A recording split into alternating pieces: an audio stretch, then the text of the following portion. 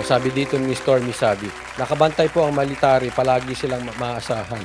O yan, may speech nga si, ano dito ha, ay papakita ko sa inyo. May speech dito si Romualdez patungkol sa mga military. Tingnan nyo ha.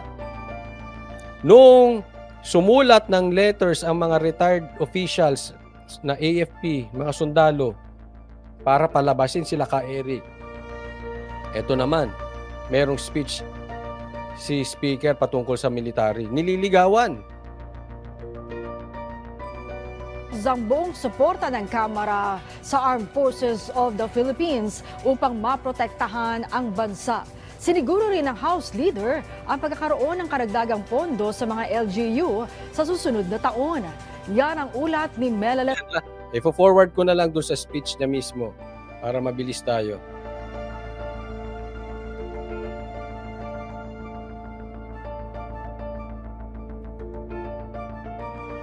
Para sa kanila. Sa mga susunod na araw, inaasahang malalagdaan na ni Pangulong Ferdinand R. Marcos Jr. ang budget proposal. The House of Representatives crafted the 2024 budget to bring about balanced development, propagating progress not just in urban areas but across the archipelago, and not just in urban areas but throughout the country, so that every Filipino from the northernmost provinces to the southernmost islands can thrive with peace and abundance. O tama, sabi ni Garski, ayos ha, parang pera nila. Hindi mo pera yan, pera ng taong bayan yan. O, sige. Tama, Sa Garski. hiwalay na aktibidad naman ni Romualdez sa Camp Aguinaldo sa Quezon City, tiniyak din ng House Leader ang buong suporta ng Kamara sa Armed Forces of the Philippines para masiguro ang ibayong proteksyon ng bansa. Ayon kay Romualdez, alinsunod na rin sa direktiba ni Pangulong Marcos, palaging kasama sa mga prioridad ng administrasyon ang pagtitiyak ng kapakanan ng mga miyembro ng sandatahang lakas. On behalf of Ayan ha, buong Kamara nakasuporta di umano sa mga sundalo sa AFP. Well, anyway, maganda yan, Speaker Romualdez. Napakaganda niyan. Basta totoo.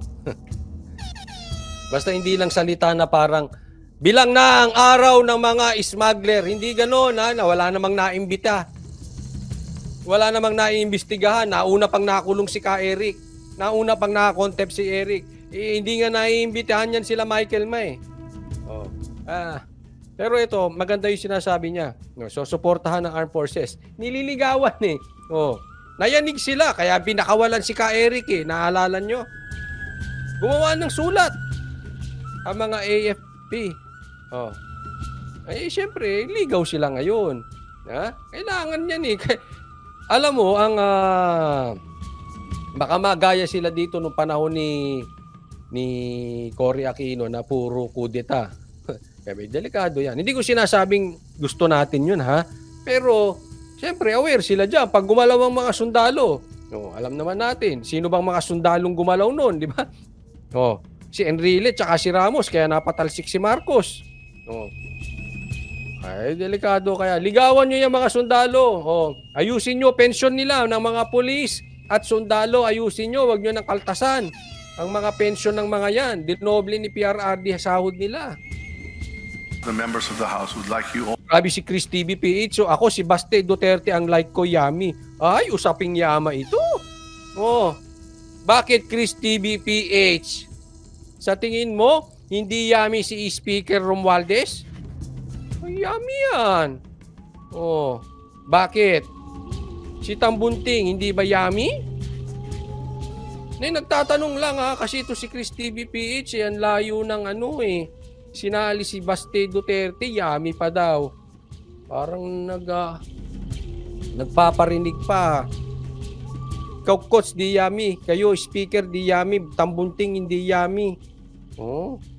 Grabe. to know the members of the Armed Forces of the Philippines, particularly you, the generals and the leaders of the AFP, that we stand beside you and we shall be in strong support of you every day of your lives, because our President, our Commander-in-Chief, has set the policy that you are the priority, the men and women of the Armed Forces of the Philippines. Ito si Romualdez, pag nag-speech, laging babanggitin ang presidente, no? Parang, sir, ako, suggestion ko lang, ha? Gawa ka sarili mong identity. At kung ako, political advisor ni Romualdez, gagawa ko ng sariling identity. Pero tama yan, loyal siya kay Marcos, dapat loyal din siya kay Sara. Yun ako, yun talagang ano ko. Kung may pangarap siya. Tapos, kung gusto niya talagang tumakbo ng presidente, sa 2027 na siya kumana. Ang aga. Ang aga kumana. Matatalino yan sila PRRD. Master tactician yan. Oh. Muntik tuloy natusok ng stick yung mukha mo. Philippine flag pa. Para kang nilitsyon sa Philippine flag.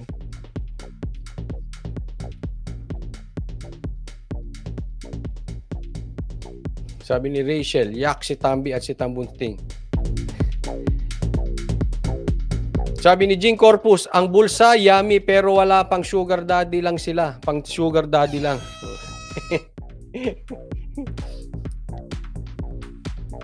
For all the service and sacrifices you have given to the country, this is the least that we can do. Maganda yung sinabi ni Romualdez, susuportahan sila, araw-araw daw ng kanilang buhay susuportahan ng mga sundalo. Sinabi niya, every day of your life.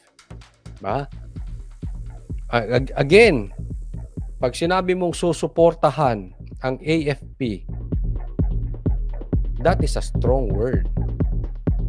That is a big word. I mean, wala tayong sinisisi. No? Pero, tatandaan mo, pag sinuportahan mo ang AFP, at sinasabi niyong susuportahan yung AFP. Again, wala tayong pinagbibintangan dito, ha. Ulitin ko. But as for me, yung support sa AFP is a very strong word na kailangan ng aksyon. Kailangan ng backup ng gawa. Huwag sana mamaya maulit. Ako ayoko pong mangyari yan. Baka mamaya, pagka nagkagipitan, hindi kayo makadecide in favor of AFP or in favor ng mga, kahit salin na natin ng mga PNP. Kasi hindi po binabanggit yan ng basta-basta. Binaback-upan yan ng gawa. When crunch time, when danger time, mag-decide kayo in favor of AFP. Huwag tayong magaya sa SAF 44. Nasasabihin, tayo ay nakasuporta. And yet, if it's a matter of life and death, ang pinag-uusapan dito ay minuto lang. Buhay na ng tao. Walang desisyon coming from the top. Saklolohan yung mga pulis. Kaya nga sabi ko, that is a strong word na dapat may aksyon. Hindi pwedeng ganun. Kasi pag sinabi nyo araw-araw susuportahan nyo sila, araw-araw nasa bingid ng kamatayan ng ating mga uniform men, sundalo at pulis. Panuorin nyo sa Netflix yung Mama Sapano. Panuorin nyo. Kaya, ginawa ko lang example yon. At hindi ko po kayo pinagbibintangan, sir. Pero, huwag tayong papabor sa kalaban ng sundalo na rebelde. Huwag tayong papabor sa kalaban ng sundalo na mga komunista. Huwag tayong papabor sa mga kalaban na maraming napatay na sundalo, maraming napatay na kapulisahan ng mga rebeldeng CPP, NPA. Hindi po ako nagbibintang, nagpapayo lang po. Dahil yun ang suporta na hinihingi ng sundalo. At yan yung narinig kong sinabi ni PRRD. Ang mga sundalo, nagmamatsyag lang yan. Bakit? Dahil masakit sa kanila marami sa kanila, kaibigan nila, kamag-anak nila, namatay sa kamay nila dahil sa mga rebelde. At alam nila kung sino ang pumapanig sa mga rebelde. So if we will support the AFP, I salute you, sir. I salute you. But please, back upan nyo ng gawa. Saludo ako dyan. Huwag nating panigan ang kalaban ng mga sundalo.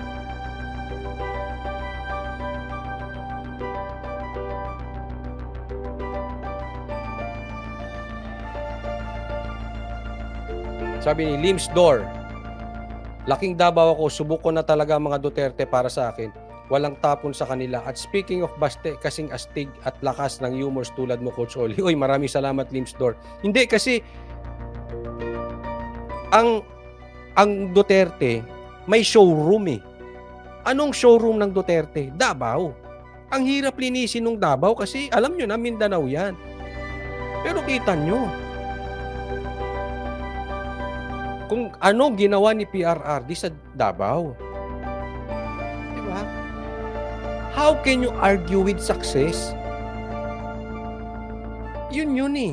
Madali kasi magpeke ng isa. Halimbawa, magpanggap akong mayaman. Magpabili lang ako ng ganito, mukha na akong mayaman. Magpanggap akong gwapo. Magparitoke lang ako, gwapo na. Pero yung success, hindi mo yan nabibili. Tinatrabaho mo yan. Nagsakripisyo ang Duterte dyan. Hindi gaganda ang Davao sa ganyan. Ang Davao, kung kurakot ang Duterte, pupusta ko sa inyo, hindi gaganda ng ganyan.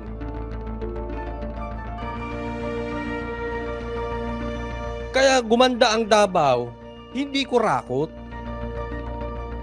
Tingin na lang kayo doon sa mga lugar na sila lang ang mayaman. Yung mga politician lang ang mayaman. Chances are, kurakot or kurakot na kurakot ang mga nakaupo dyan.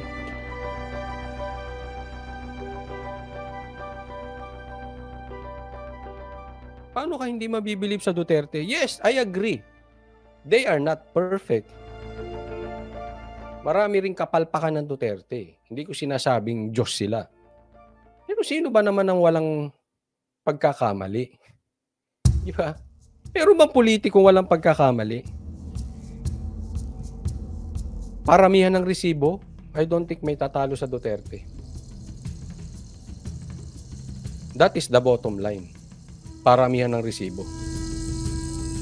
Winston Santos, maganda po ang Davao, super linis, tapos ligtas. Anytime at disiplinado po ang tao. Siguro pag uwi ni Banat Bay, yan po ang ililigaw ko sa kanya. Palagay ko punta kaming Davao. Busy lang eh, busy. Busy sila. Pero gusto kong puntahan yung Davao. Kasi kung makikita nyo post ko sa Facebook dati pa, hindi pa presidente, hindi pa tumatakbong presidente si PRRD, nagpo-post na ako doon. Kung gaano kaganda ang Davao, nababalitaan eh. May resibo eh. Ang hirap makipagtalo sa resibo. May resibo ang Duterte. Kaya hindi mo pwedeng hindi mo pwedeng tatalunin sa argument ng Duterte, tapos ang pagtatalunan nyo, corruption. Babaligtad ka sa Duterte. Tapos ang makikipagtalo sa kanya, corrupt pa. Good luck. Good luck sa inyo. Good luck sa inyo. Doon nyo pa dinidiin si Sara? Confidential funds? Diinan nyo na si Sara kung saan-saan. Kaya nga sabi ko, maling-mali ang political advisor nitong mga to. Alisin ko na nga muna. Kasi, pagbintangan nyo na ang Duterte kung saan-saan. Pero pagdating sa mga funds na ganyan,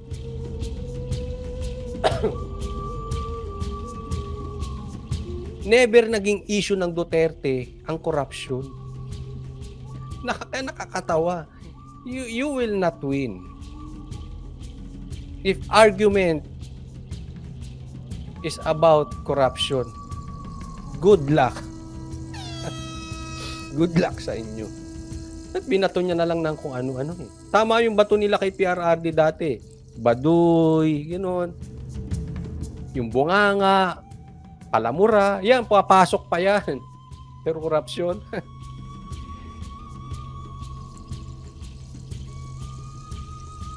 malabo. Kaya, yun, balikan ko. Kaya maling-mali yung gusto nilang atakihin ng Duterte. Kung sino man ang nagpapayo, kung sino man ang kanilang political advisor, maling-mali yung payo na yun. Sisilipin nyo kay Sara confidential funds. Dapat sinilipan nyo sa iba. Binalik nyo yung may sinuntok siya. Yung ganun na lang. Baka may panalo pa kayo dyan. Corruption. Para kayo nagtampo sa bigas. Kita nyo kanino bumalik. Audit. Oh. Siya rin magpapa-audit. Silang mag-ama magpapa-audit. Labas nyo rin yung audit nyo. O sinong kumurap? Kayo. Takot kayo eh. Hindi kayo makapagpa-audit. Hindi talaga kayo mananalo ng audit sa Duterte. Malabo yun.